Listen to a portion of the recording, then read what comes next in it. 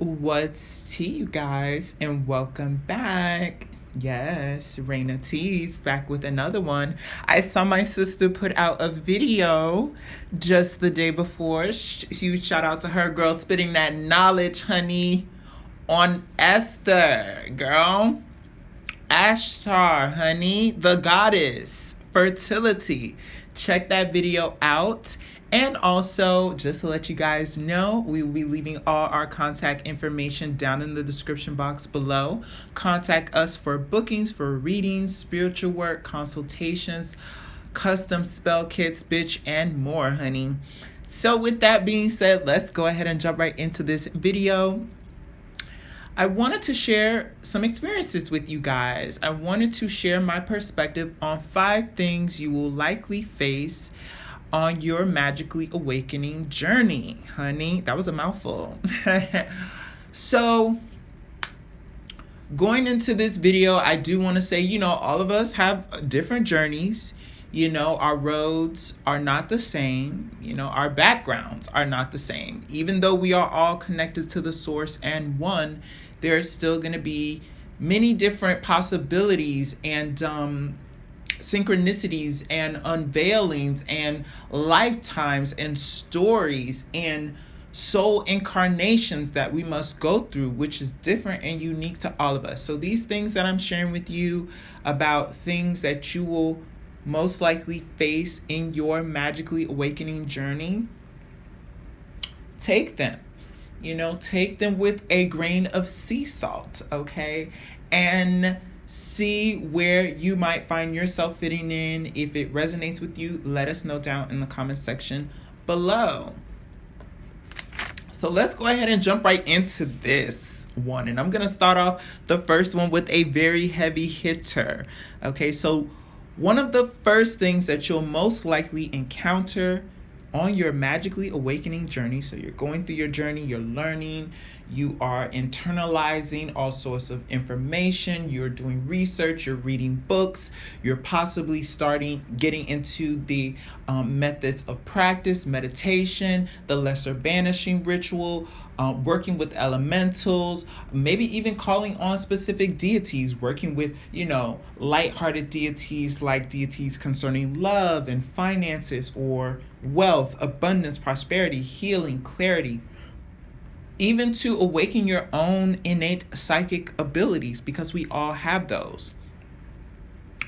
But during this process, you will likely face number 1 on this list, which is you will inevitably have to face yourself and others. Okay? So let's jump into this bullet point here, because facing yourself is, I think, one of the biggest, oh my gosh, because we've all, and this follows right along with what my sister was talking about in her video. We've all been pre-programmed since childbirth, and not even childbirth, our parents' genetics, our parents' genetics, our entire bloodline leading up to who we are has been pre-programmed and comes with dispositions, personality traits, quirks, health risks, mental illnesses, spiritual illnesses, past life regressions. We carry all that coming into the flesh, being the incarnation of the now and present. Okay, so when you're going through your magical evolution, you're going through your awakening journey, and you're experiencing all these things, all this sensitivity, all this awareness, all this dreamscaping, all this, channeling, consecrating, magically interpreting, psychically interpreting, divination, all these things, you're going to run into yourself, because that self, those insecurities, those past traumas, those soul fragmentations and soul losses, the people that were in your life that made a huge, oftentimes negative impact in your life, they left behind a print, a stain on your soul. you will face them within yourself on a subconscious level. Okay, they will possibly manifest themselves as egregores. Okay, and if you don't know what egregores are basically entities that they, I don't want to say they're parasitic, but they normally live within us, or we can create them. They have a likeness to familiars, but instead of like with a familiar, you summon a familiar, or you give form to a familiar spirit to send it out to do work for you. So it has a purpose. With the egregores that sort of like permeate our subconscious, they don't really have any objective. So what they do is they collect all the fragmentations, all the little scraps and dustlings that are in the realm of your subconscious, okay, and in the astral plane, and they come together and form either a doppelganger. They form, I don't want to say a clone because they're not tangible, but a lot of times they form like a doppelganger, a copy. They can take on the form of like your teacher who, was abusive to you, your parents. They can take on a bully who, or an ex-boyfriend, you know what I'm saying, or a girlfriend, you know what I'm saying, that really traumatized you in a place in your life to where, you're still dealing with that, and you may often have dreams and have that egregore visiting you, assaulting you, harassing you, taking control of you. I'll give you guys a prime example of my experience. And then I'll talk about the others with this point as well. So one egregore that I had to overcome in my journey was my mother. Okay, my mother is fiercely Christian, okay, like fiercely Christian, Caribbean woman, just that woman who is, like Christian way, no way. And when I finally got out when I was a teenager, you know what I'm saying, the sort of brainwashing and indoctrination of the Christian Bible was just so much. And especially who I was evolving into being as a person, and my sexuality and all these things, it's like it became abusive. Okay, so I had to get away from that situation, but it still followed me. I would have dreams about this woman cursing me out and telling me all sorts of things. I would have dreams where I was cursing her out and telling her things like I hated her, and all these things, right? And it became a hedge. Well, not really a hedge, but a wedge, you know what I'm saying, between me and reaching my magical potential, because that was Christian indoctrination that I was still applying to my life and my moral compass. So I was not able to fully enjoy the fruits of my magic, to fully enjoy the real submersion of the experience of getting into magic, because I was always like, oh my God, like, is this, is it a demon? Am I going to hell? Like, is this going to haunt me? All these things, my mother's voice playing out, all these things.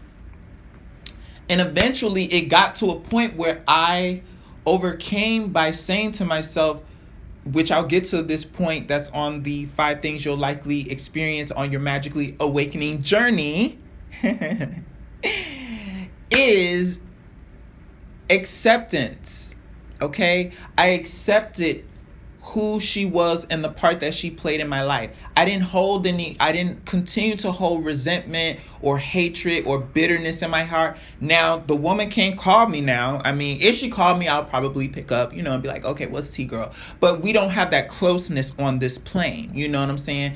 I am in control of my life. I am in control of my destiny. I use magic to open and align myself to possibilities that are of abundance and of satisfaction for where I want my life to be headed. And ain't no bitch standing in the way of that, okay, even on a subconscious level. So you have to face yourself. Now, that egregore that was coming into my dreams and cursing me out and trying to block my magic, or I would even have dreams like that she would, like, the egregore would come, the doppelganger of my mother would come and see me, having a relationship with another, like a man, or having a relationship, or being bait up, or having sex sometimes in the dream, and like she'll try to like condemn me and criticize me. And it got to a point that I started to say to myself, bitch, this is what it is. So if your ass is looking, bitch, you're gonna upset yourself, because I'm not gonna stop sucking this dick, honey. Okay, I'm not gonna stop pulling these boys, sweetheart. So you're just gonna be pressed. And bam, just like that. Like, now, it's funny. Now I still see that entity come in my dreams, but she's always passively observing. She never speaks now. The bitch don't speak, okay? She has nothing to say in those dreams. I'll have dreams sometimes, she's clocking, whatever. But I pay her, completely pay her. Okay, honey, yeah, I see you over there, bitch. I'm in my dream doing whatever I'm doing sometimes. There have been dreams too where she's actually helped me or been there for me. I think in the dream that I was telling you guys about, that's also on this channel, of bringing the spirit down, honey, of the spirit of wisdom, the fiery spirit, the fiery vessel of wisdom down to the lower plane, and the girls were not ready for it. My mother was in that dream, you know what I'm saying? And like the police came for me and everything in the dream. So you will have to face some aspect of yourself. And I believe that, there was once upon a time that I believed, like, oh, like maybe my mother's spirit is over here haunting me and she's following me. Maybe she's doing root work or, hoodoo to try to see what I'm doing and condemn me and things like that. But I soon realized it was me all along. Like, that was a subconscious version of me that still carried and harbored that guilt and that Christian indoctrination and that faulting of the self and the loathing of who I really was and who I was sent here to be on this planet. That was self-hate. That was the manifestation of self-hate, okay, in my heart. So I had to come to terms with that. I did. So going back to point number 1, yes, you will inevitably have to face some version of yourself, some dark shadow secrets, the hurt, the trauma, the pain that you've gone through, and that was a part of your life. You're gonna have to face that, and it's gonna manifest itself in some way. It could be a repetitive pattern in your life, or continuous seasons that you're seeing the same thing. You're either in poverty, you're in abusive, unfulfilling relationships. You can't get your money or your finances right. You can't get your life right. You're having bad luck. When you start becoming magically aware, like, these things come to the forefront and become more apparent, because now you have the awareness and the spiritual height to deal with these things, the spiritual heightenedness to deal with these things. So Miss Universe gives it to you forefront. So you're definitely going to face yourself and others, okay? And I want to talk about this others situation. So when it comes to other people, I feel like it depends on who you are as a practitioner. A lot of practitioners, they need to feel involved with a group. They need to be a part of a core group. Me, myself, and my sister too, like, we've always been kind of solitary practitioners. We don't mind sharing or going into dialogue with another person, but we this bitch over here, my sister, she has a whole Dropbox archive, okay, full of magical books, PDF books, like dark magic, light magic, angelic magic, Sumerian magic, Abraham magic, honey, Solomon magic, girl, the spider in the looking glass, girl, strategic sorcery, like, books, okay? So, us ourselves, we never really had to latch on to another group or another religion to find ourselves. But going into that, for those of you who might look for a community to connect to, you may be dealing with other rivalry type spiritualists and people, who, yes, you're coming in and you want to share about your experiences, you want to open up, you want to get knowledge, you want to back and forth and things like that, and they either become drawn to you, they become jealous of you, they don't like how unique or open your experiences are. They may come at you condescendingly. So they may even say, you may say, oh, well, I had a dream with, and I know the Santeria girls, they're very like this, Oshun, the goddess Oshun, honey, or the Orisha Oshun, she's come to me many times, many times. And if I were to say that on a Santerian, oh, girl, you got to be initiated and you have to she doesn't talk to outsiders, that I don't know what spirit you was talking to, so they kind of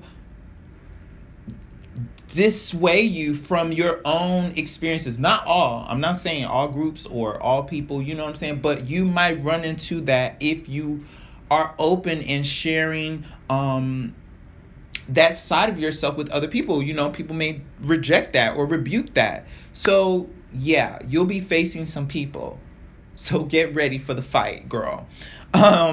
So number 2, I wanted to move on to the second thing that you'll most likely face on your magically awakening journey.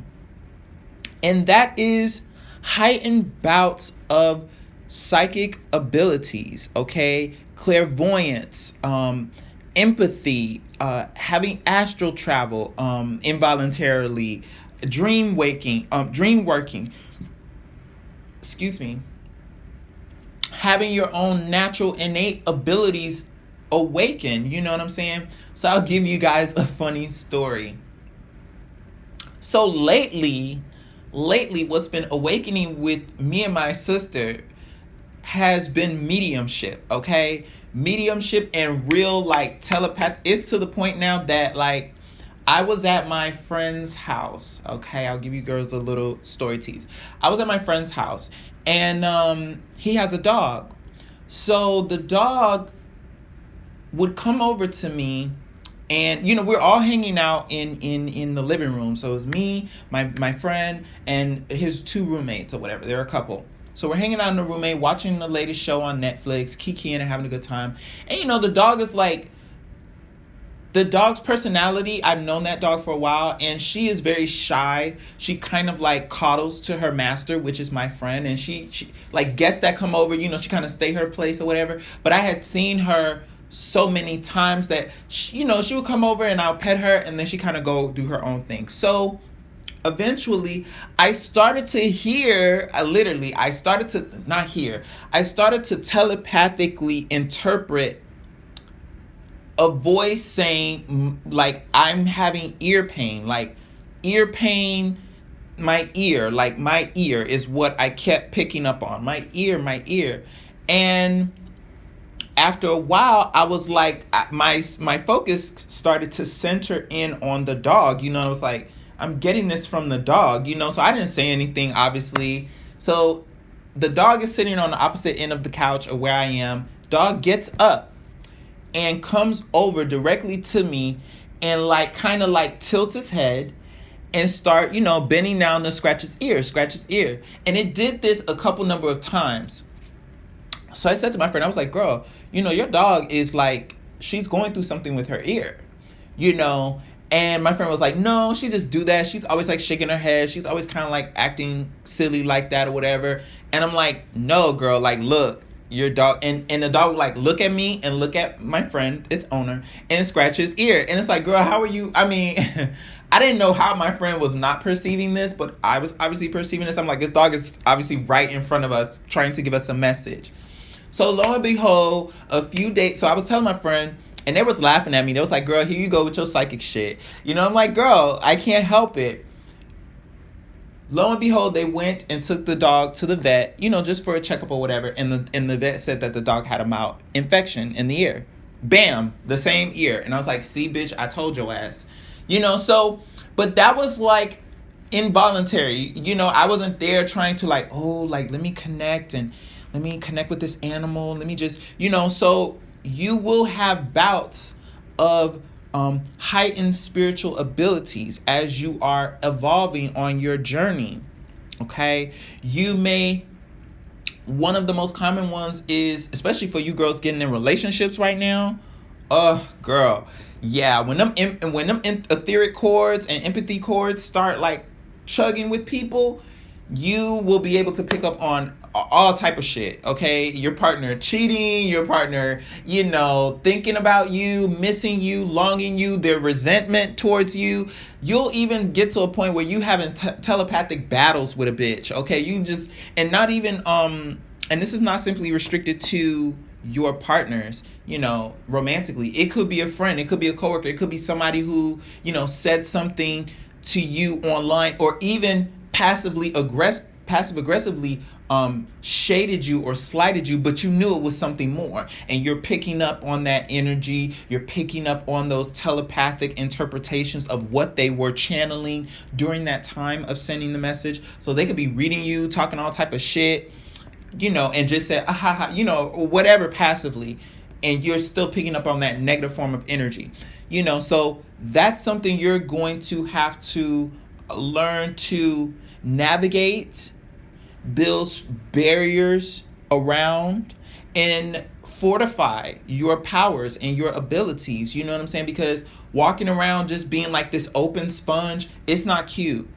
It's very taxing, bitch, to have all the girls, just feeling all the girls being hypersensitive, all the girls feeling naked, what else do I want to say on this? Yeah, so also within these powers, you could also be visited by a past loved one, a deceased loved one. You could see yourself in a past life. You will be able to pick up on visitations from your spirit guides, ancestors, other foreign entities that are trying to connect with you because they want to work with you and help you evolve. Like, you'll be experiencing that throughout your journey. And sometimes it'll come at a season when you're not really, you'll have a season where you're really deep on your magic, meditating, doing spells, doing rituals, working with the entities, spirits, or whatever. And then you kind of lay back for a little bit because real life, the mundane world does catch up to us, and we have things we have to do. So you may take a break for a little while, not major, but you may fall back from doing your rituals. And then you'll go through like all this hypersensitivity. So that's definitely something that will come up in your journey as well. So moving on to the third. The third thing that you'll likely encounter along your magically awakening journey, you have to refortify that point, is you might go through a season of isolation and possible loneliness. I don't want to say loneliness. Possible scenes of being alone, being misunderstood, not really being able to connect with people like you used to, your old friends, your old lovers, your old whatever, like old scenes, like even for me, it's to the point now, like I can't even go to I can't go to the clubs. I mean, I go occasionally, but when I go, I have to really work myself up to go, because it's just, I get in these places, I'm a magical being, so my energy and your energy will resonate at a different frequency than everyone else. And a lot of times people too, they don't keep up, regular mundane people that are not they don't keep up with cleansing their energy. They're not saging their houses. They're not doing spiritual baths. They're not calling upon angels and entities to work through them and cut away, old cords, unnecessary attachments, old bad habits, clearing away shadow energies and egregores. They're not doing those things. So their energy is going to be muddled and dim. So when you walk into places like this, or you are around friends or people or old loved ones, you'll kind of be in a different headspace than a lot of them. They'll be focused on things like, I'm trying to get some money, or I'm trying to do this, or I'm trying to do that, and it'll just sound so mundane. Like, no tea, no shade, girl. Ain't nothing wrong against trying to hustle, but it's the way that they're going about it. You'll know. You'll be walking the path of a pathfinder. Okay, you'll be unlocking doors for yourself and in your life. and for the life that you want and can take control of. So when you'll run into people that are continuously doing the same mistakes, going into the same relationships, dealing with the same busted ass situation, and you're just like, I'm not there anymore. Oh my God, I leveled up. So it'll be hard for you to connect with people. You may go through a season of being really alone and having to be by yourself. And you need to be okay with that. Okay?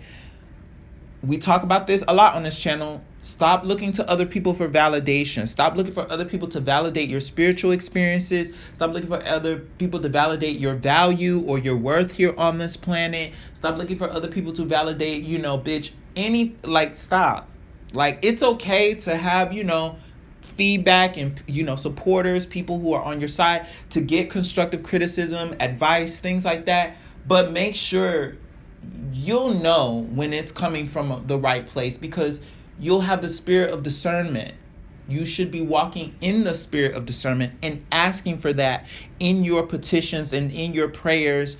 And, as you're working on opening and unlocking your abilities, discernment needs to be number one, bitch, because it's a lot to see out here in these magical streets, honey. Okay? So, yeah, number 3, I think that is pretty self-explanatory. Let me see. Going through a period of being a hermit.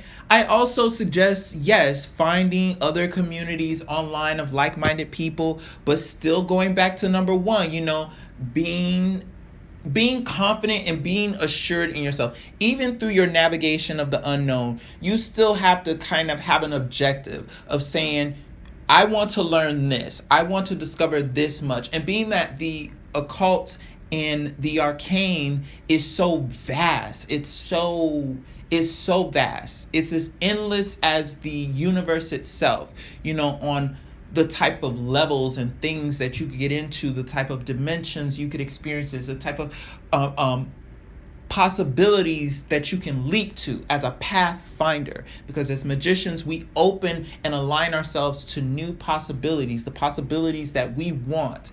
And we do that every day. People do that every day with how they think about themselves, how they think about their lives, their job, their living situation. We are constantly pathfinding and aligning. So, you have to be the navigator of the ship. I know a lot of people who, let me make sure I don't jump too ahead with this point. Okay, I could go over this in point number 3, but I know a lot of people, people have come to me, people that we know as friends or whatever, that are interested in the craft. And it's like, they always need confirmation from other people. Well, I experienced this and I did this. Like, is this right? I did this way and I put this way. Is this right? What do you think this means? What do you think? And I mean, it's good to have questions and be inquisitive and ask and, try to learn from people who have experience. But the best experience is your own. We talk a lot about these armchair magician hoes on this channel, bitch. And how the girls, they just read or collect experiences from other people on Instagram, or do the very bare minimum and then, don't know where to go from there. It's like that solitude is going to fortify you, because you don't need other people's energies going on within you while spirit is trying to teach you and mold you and evolve you into walking this path. Now, this path that we're talking about is not for you girls who just, maybe you do a light ritual for a scenario you need worked out, a legal case, boyfriend, girlfriend, you need this back, you need this person slain, and you going on with your life. No, this is not talking about that. We're talking about people who are walking in the craft. They have taken on magic as their own lifestyle. This is a lifestyle, okay? And a lot of times an innate lifestyle. For some of us, it bitch, we ain't got no choice. Okay? The girls were coming for me, bitch. Honey. 5, 6, 7, 8, honey. I was seeing, was seeing, girl. was seeing the fabrications of the universe, having my grandmother and my mother tell me, don't tell people that you see lights, don't tell people that you see floating nothing, girl. Don't do that. Having the girls having to push that out of me as a child, like, no, you do not see anything, girl. That's crazy. You don't see nothing. But I did see, bitch. I was seeing all the girls, all the spirits, honey, getting all the tea. So yeah, you're going to have to go through that spirit of solitude to really learn and define what it is that magic is meant to be for you. Okay? So now moving on to the fourth point. Okay? Things you will likely face on your magically awakening journey. And this one is the astral or spirit realm becomes very familiar to you and you begin to question less and recognize more. This one is very important too. I feel like this goes over to, talking about the armchair girls, who they're doing all this magic, they're doing all this, and it's like, well, why is this happening? Well, I did this. Is this supposed to happen like this? Or I did this and this is happening. It's like, if you're seeing something, anything that is a reaction towards energy that you put out there, that's confirmation tease. Like, bitch, Miss Uni be giving me, girl, seeing synchronizing numbers is no tea no more. Like, I just clock her and I'm just like, yes, girl. Usually it's spirit telling me to get on my priorities. That's just how my spirit guides are. They're usually like, they'll come through and I'll be like, okay, I really have to do something today, but I got A, B, C, and D to do. I'll put this off to last. And if it's something spiritually, like I'm supposed to do my meditation for the day, I'm supposed to make an offering, I'm supposed to be working with this specific spirit, and I've been procrastinating, yeah, they will come through, bitch. It don't matter. Like sometimes, cause I have a little mobile game on my phone too, and it's collectibles. You collect certain things or whatever, and you have a little farm or whatever. So many times I'll log into that thing, and either my currency is all synchronizing numbers. I'll look at the clock, synchronizing numbers. I'll get a package of something, synchronizing numbers, and I'm just like, yes, girl. So, all those signs, also things don't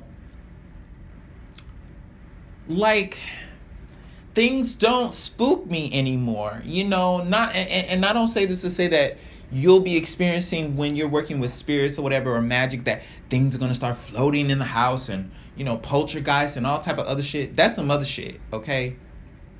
Maybe we'll do a video on that, but you'll be okay being in a dark, low lit room with nothing before you but a sigil and your offering and your setup and your instruments, your tools, your crystals and things like that.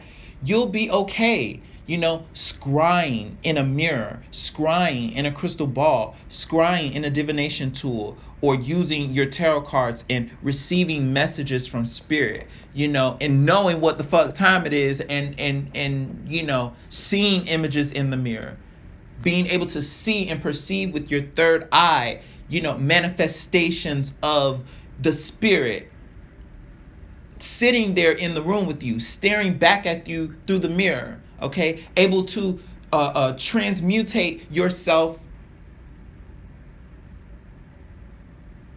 and go where, sorry, okay, my phone got a message. Bitch, confirmation, girl. Going, but placing yourself there, going through the mirror and being there, seeing those things. They call it astral. It's not projection. It's astral. It's when you astral vision. It's almost like a projection, but projection we think of more of projecting ourselves to a space, which is true. It is a form of astral projecting, but astral scrying, we'll consider astral scrying, okay?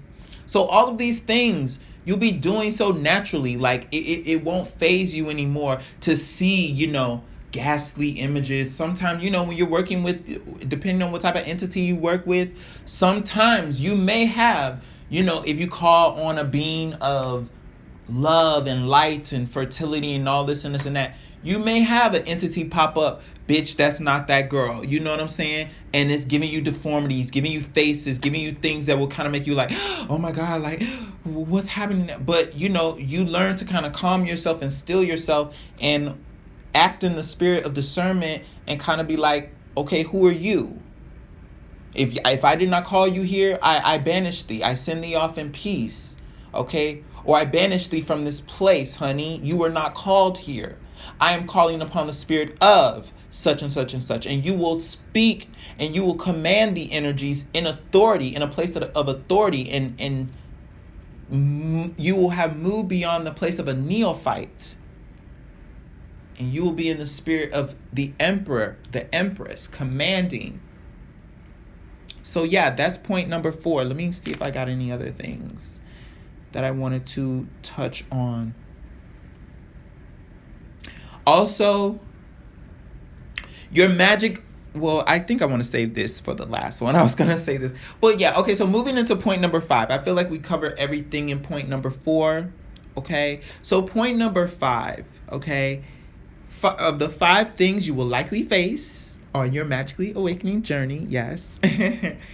Number 5 is you will begin to build a life and rules for yourself around your own magic, okay? Yes, some of you will become, you know, initiated. You possibly will follow a religion. You possibly will follow a set philosophy or beliefs about magic or spirituality or the goddess, the god, all those things, other pantheons,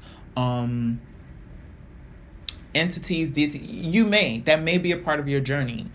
But even so, and still, when it's time for you to set your preparatory immersion, set up for your preparatory immersion, set up for your rituals, get into that ritual space, get into your mantras, get into your meditations, get into your trances, using music, using crystals, using tools. You may use a little bit more of something opposed to the other.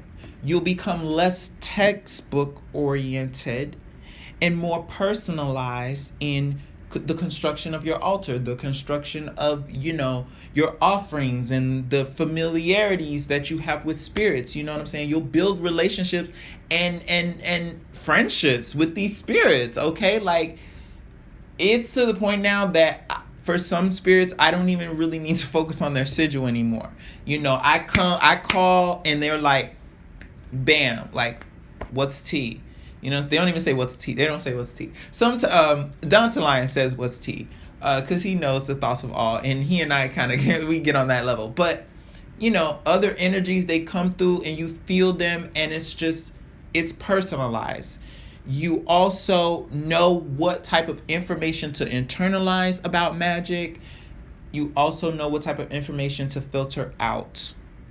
Some of the girls are attracted to propaganda and just, you know, conspiracies and, you know, down the rabbit hole of darkness and things like that. And some people, they just want to live in 24/7 bliss and light and laughter and love. You know, you can't exist in one extreme 24/7. That's just not possible. You know, life is constantly going through a phase of entropy.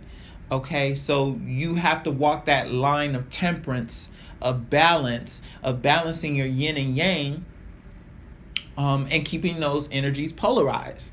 Okay, so when you reach point number 5 and you're building your life, you know, you may be more liberated to share about your spiritual journey, who you are as a spiritualist, practitioner, witch, hoodoo, voodoo, whatever you want to call yourself. You probably won't be wearing a fanny pack with the shit labeled like I'm a witch. Don't do that. Like, I mean, you could do that if that's your style, girl, but you know, it's not really necessary. Even in my own life, like when I meet people and they say, oh, you know, like, what do you do? I tell them about my career profession, and I also bring up the fact that I do tarot readings and I am spiritually, you know, aware and into these things, into astrology, things like that. And it always strikes up, like, it's not like it was back in the day when it was very like, ooh, hush, hush. And oh my God, it was like, so like bitch had to be shy about the shit. That doesn't mean I go in bragging into full detail about my practices and what I do and this and that to anyone. But it does still say how I am confident enough, and you will reach a place of confidence enough within yourself that it rolls off naturally. It's a part of who you are. It doesn't define who you are. You don't fall under the stereotype umbrella of who that is, but it's your life, and it's smoothly integrated into who you are and what it is that you do magically here on this earth. Okay? So that is my video, you guys. Let me know, of all 5, where do you feel that you are at on your spiritual journey? Have you gone through all of them? You know, have you finally reached a place of serenity with the good and the bad? Okay, because with magic, it's like, bitch, you're gonna get everything. Like, if you're approaching this magical journey expecting, you know, this to be the keys to the kingdom, and, you know, you're never gonna have a bad day ever in your life, you're never gonna be broke, you're never gonna have a stressful bill, you're never gonna have a bad relationship, you're never gonna have to learn or be challenged or overcome, then yeah, like, this ain't it. You know, magic is to give you, it's like, just how some people are innately intelligent, some people are innately, you know, physically active, like they're just, it's some hyper ass bitches out here, okay, just active, you know, training, practice. And that's another thing too. It does take practice. It does take consistency and familiarity and routine to reach these places and reach these abilities. So when you continue to pursue that, you will in turn see yourself evolving through many of these stages. This is the short list of just 5, but many more of them as well. So yeah, going back to you guys, let us know down in the comment section. We hope you guys really enjoyed this video. Reach out to us on our Big Cartel shop for bookings, honey, spell work, boxes, get your custom spell kits tailored to your situation. Blessed and charged, you know, as my sister would say, blessed and charged per your situation, honey. And with that, we'll see you guys in the next video.